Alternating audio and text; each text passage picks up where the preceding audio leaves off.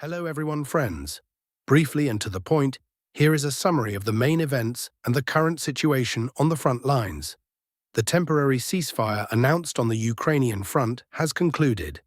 As expected, compliance was extremely nominal from the very beginning. The Russian Ministry of Defense recorded approximately 10,000 violations of the silence regime by the Ukrainian armed forces. In response, the Ukrainian side issued mirror accusations, claiming a comparable number of violations by Russia.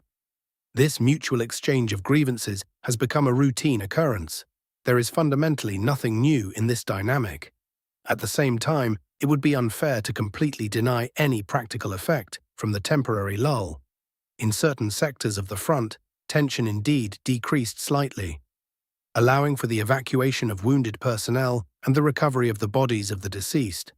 While this is a small result against the backdrop of ongoing hostilities, it still holds definite humanitarian value. Nevertheless, the war continues at full strength, and the situation on the line of contact requires a careful analysis. Sumy region, large-scale offensive by the North grouping. Perhaps the most resonant news of the past 24 hours came from the Sumy region. Immediately after the conclusion of the truce, Ukrainian and American military cartographers sounded the alarm. The Russian North grouping sharply intensified offensive operations in the Krasnopilia district, achieving results that were difficult to expect in this direction. To understand the scale of what has occurred, it is worth recalling the usual rates of advancement in the Sumy region. Generally, it involved a few square kilometers per day, and even that was considered a solid result. Now, however, Ukrainian cartographers have recorded an advance of more than 60 square kilometers in a short period. Of these, over 20 square kilometers have passed under stable Russian control, while more than 40 square kilometers constitute the so-called grey zone. It is important to clarify here, the grey zone, in the interpretation of Ukrainian military analysts, is not territory where no combatants are present.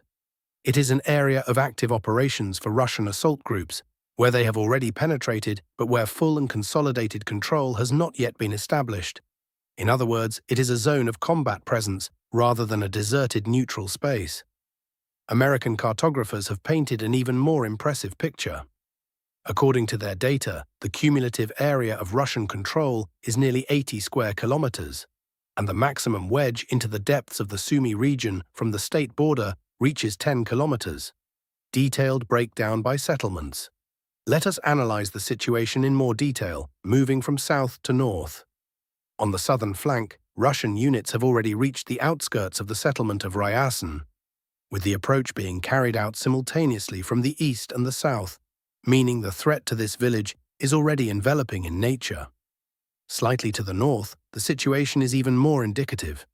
Russian troops did not just enter Novodmitrivka, they penetrated the Veliki Les, Great Forest, encompassing it from both the eastern and northern sides. This came as a true surprise. A forest mass of such size, in conditions where there is no foliage, represents a serious obstacle for an advancing force. Nevertheless, Russian stormtroopers are already operating throughout the entire area of the forest tract. Once the spring greenery arrives and the trees are covered with leaves, dislodging Russian units from the forest will become many times more difficult. Positions there will effectively become invulnerable. American cartographers confirm the eastern envelopment of the forest and the entry into Novodmitrivka. However, they show the northern part of the forest massif as remaining under Ukrainian control, meaning on this specific point, their data diverges from Ukrainian sources. On the other hand, the American side recorded something that Ukrainian analysts missed. Russian fighters reached the outskirts of Mikhailivka, a settlement that effectively forms a single agglomeration with the district center, Krasnopilia. There is no gap between these two villages. They are directly adjacent to each other, so reaching Mikhailivka means an immediate approach to Krasnopilia. Further north, according to Ukrainian cartographers, Russian assault groups entered the village of Stepok, reached the outskirts of Turia, and occupied Mariino and Prokhody. Russian fighters are already operating in several tracts of this district. All of this is gradually creating the prerequisites for pressure on larger settlements, Petrushevka and Velikai Prikil, Both Veliky Proikol and Veliky Proikol pronunciations are encountered. General parameters of the Krasnopilia bridgehead. In terms of aggregate figures, the picture is as follows. The width of the Russian bridgehead in the Krasnopilia district of the Sumy region is already approximately 40 kilometers. The depth is currently more modest. In the southern sector, the wedge reaches 6.7 kilometers deep into Ukrainian territory, according to American data, up to 10 kilometers, while on the northern flank, it is currently about 2.3 kilometers. The total area of the entire bridgehead exceeds 100 square kilometers, of which 60 to 80, depending on the source, were taken during the recent offensive. It is fair to note that these successes likely did not accumulate in a single 24-hour period, but are the result of several days of active combat operations that were reflected on maps with some delay.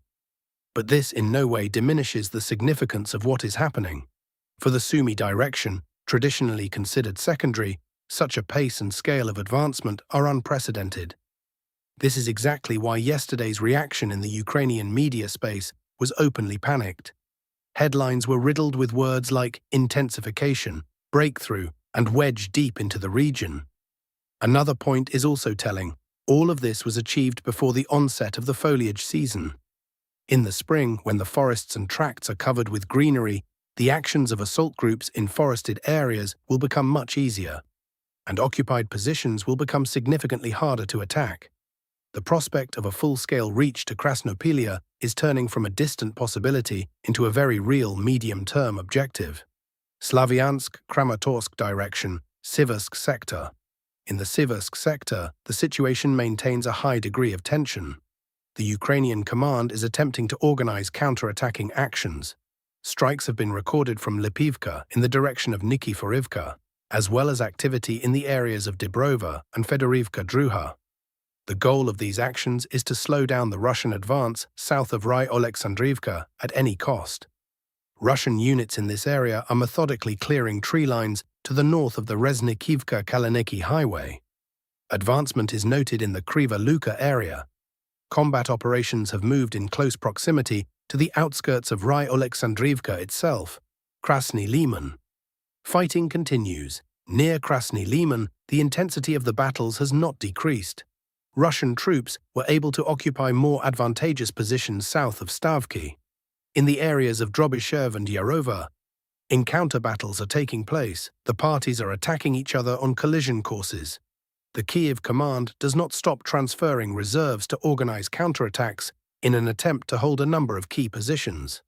However, a significant portion of the settlements in this area is currently in the grey zone, where neither side has established stable control. Zaparisia and Denipro directions. On the western flank of the Zaparisia sector, there were no significant changes to the line of contact over the past 24 hours. After a brief lull during the truce period, combat operations resumed in full. The Ukrainian side is actively utilizing unmanned aviation to deliver strikes against Russian positions. On the eastern flank of this same direction, fierce battles unfolded on the approaches to Hulyapol. Vozdvizhivka, Russian assault groups managed to establish a foothold on the southeastern outskirts of the settlement and expand the controlled zone. In the Dnipro sector, Ukrainian formations attempted to attack from Pokrovska in the direction of Hai and Otradne. Russian units successfully repelled these strikes, maintaining their occupied lines without losses. It is noteworthy that the grey zone, which the Ukrainian side had been building up in this area over the past month, is gradually narrowing under constant pressure from Russian troops. Pokrovsk direction, seizing the initiative. Following a series of Ukrainian counterattacks, the Russian side seized the initiative in the Pokrovsk direction and began leveling the front line. To the north of Kotlin, success was achieved in eliminating the so-called pocket, a salient that Ukrainian forces used as a bridgehead for strikes toward Pokrovsk. North of Udakna, Russian units are advancing toward Serhivka. Its southern outskirts have already transitioned into the grey zone. Similar progress is recorded north of Molodetske, where Russian fighters are advancing through tree lines.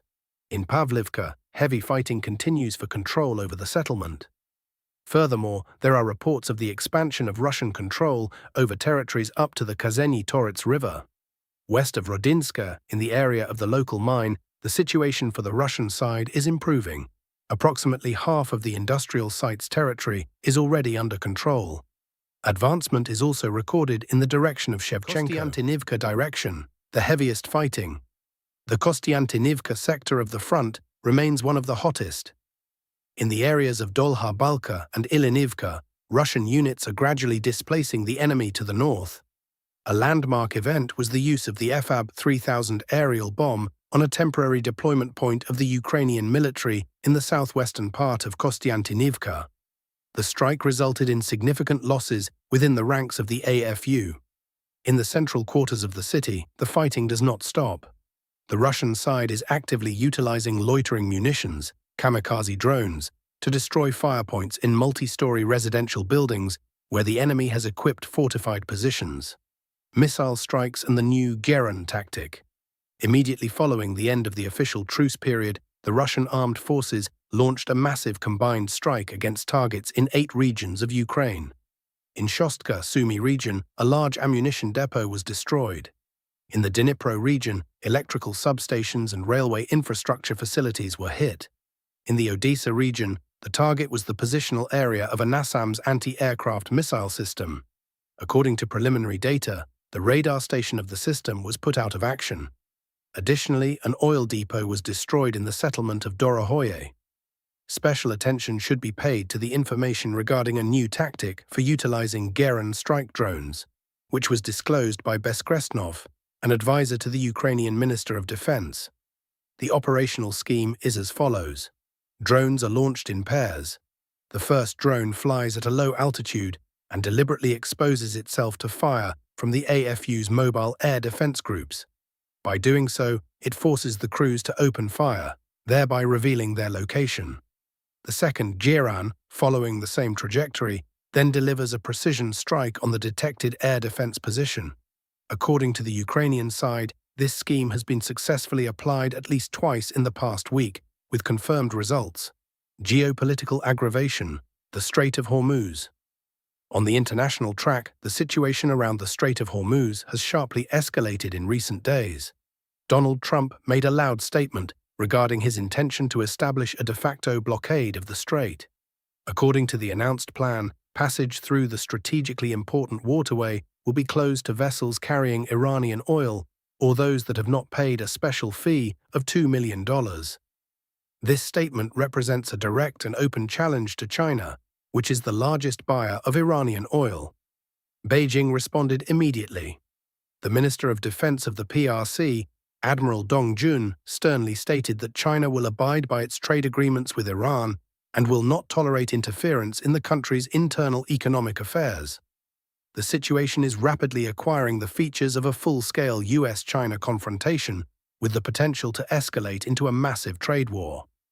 Simultaneously, the US is increasing its military presence in the region.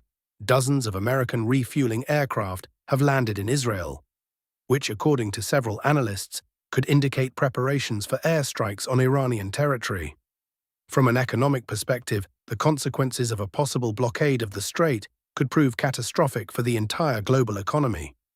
The daily oil deficit could reach 15 million barrels, which would inevitably trigger a global economic crisis as early as May of this year. Within the United States itself, the atmosphere is also tense. The left liberal wing of the Democratic Party is preparing a massive general strike for May 1st as a form of protest against Trump's foreign policy course and ongoing migration raids. Meanwhile, the country's economic indicators are causing serious concern. GDP growth at the end of 2025 was only 0.5%, and signs of recession have been recorded in half of the US states. The economy is on the brink of stagflation. A personnel crisis at the Federal Reserve, combined with rising tensions in the fuel market, creates additional threats to the already weakened Trumponomics.